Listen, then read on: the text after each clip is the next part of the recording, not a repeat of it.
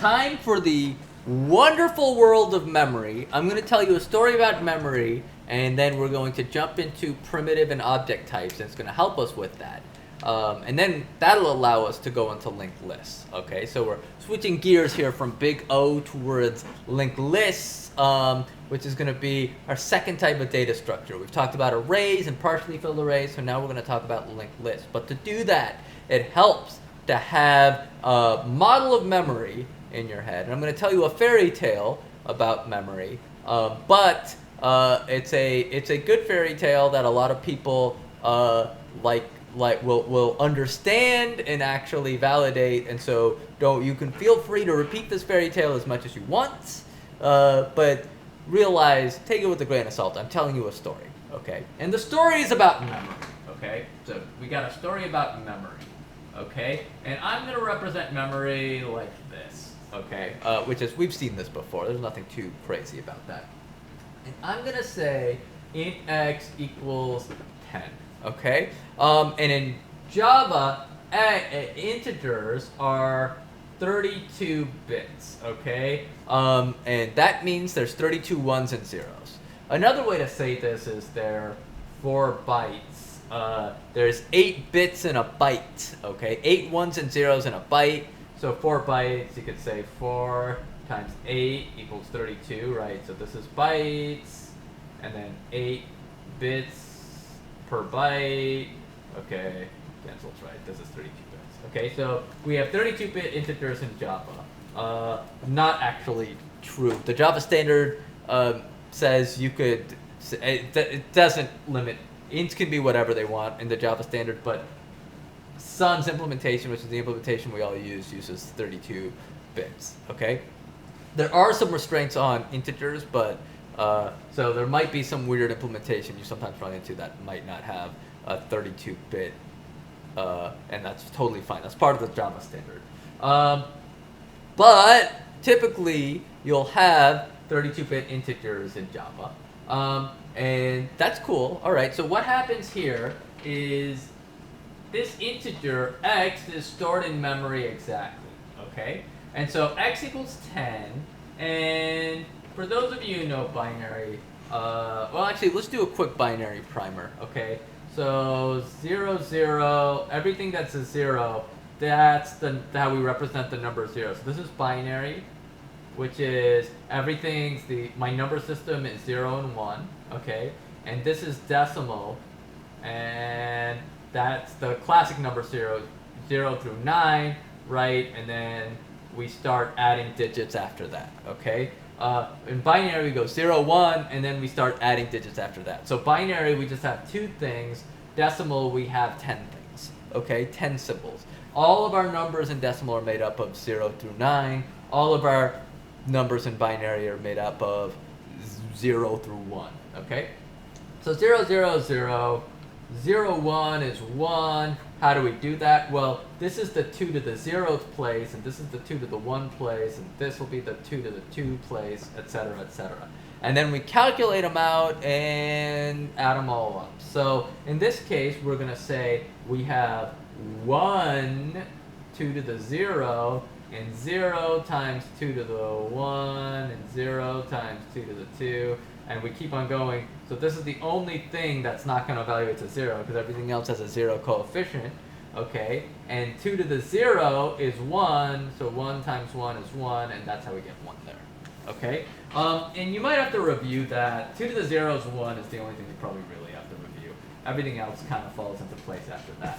Okay, so then if I have 1, 0, well, that's 2 to the 0, 0 times 2 to the 0, right, plus 1 times 2 to the 1, right, and that's the number 2, okay? And you can keep on doing this. 3 will be 1, 1. Notice that all the odd numbers will have a 1 there, because 2 to the 0 is the only way you can make that odd, right? 2 to the 0 is 1, and so you get 2 to the 1 plus 2 to the 0 will equal 3, right? And if you want 4, well, that's 1, 0, 0, etc., etc. And 10, well, in binary will be 1, 0, 1, 0. Okay, so it'll be 28 zeros followed by 1, 29, 30, 31, 32. 1, 0, 1, 0. Okay, so 28 zeros followed by 1, 0, 1, 0. That's what that'll look like in memory. And that is actually what it will be like in memory, because an interesting thing here is integers are stored exactly in memory. In fact, anything that is a lowercase in Java is called a primitive. And primitives are stored exactly in memory. Their exact value is stored in memory in the binary for that particular variable. Okay?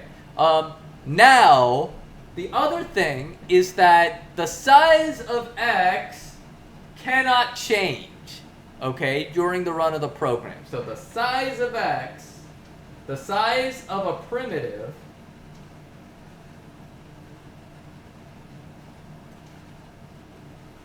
cannot change during the run of the program.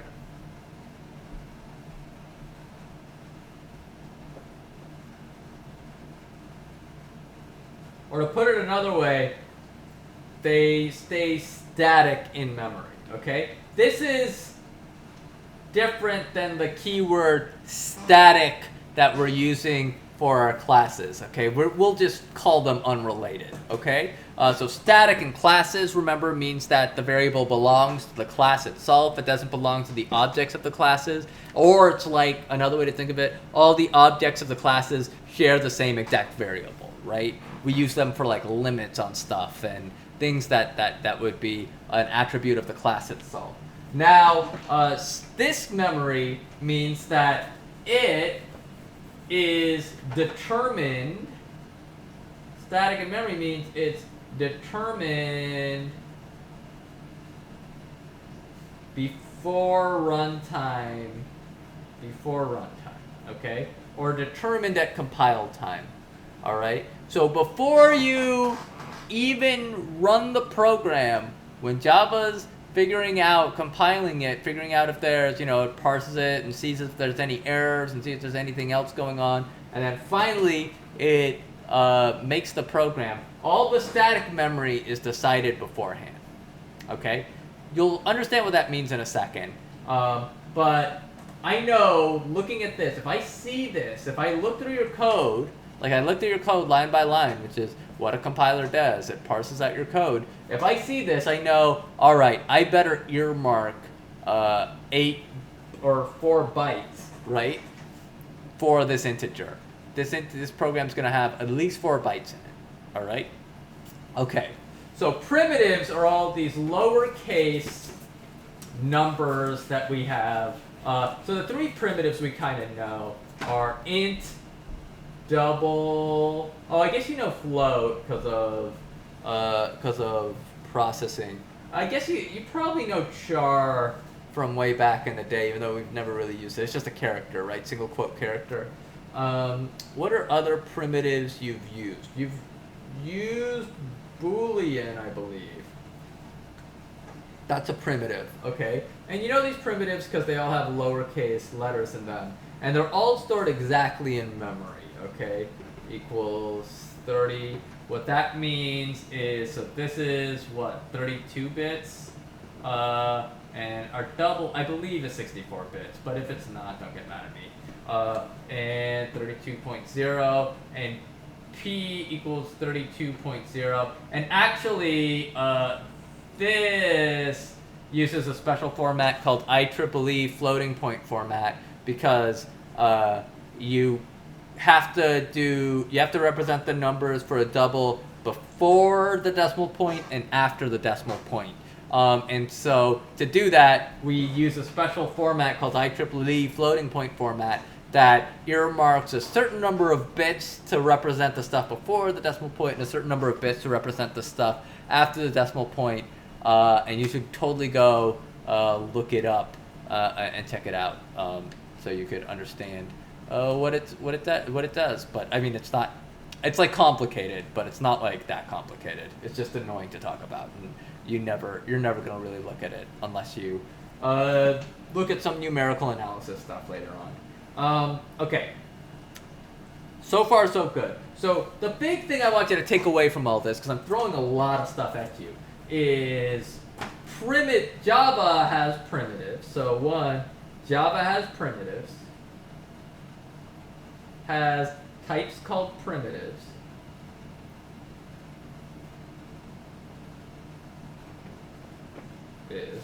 Okay, they all start with lowercase.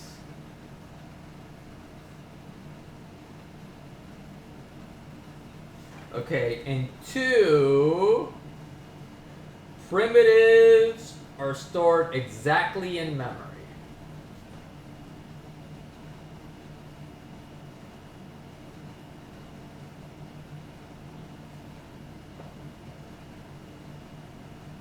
Okay? And those are the two things I want you to kind of realize about primitives. Okay? So primitives, okay, are stored exactly in memory.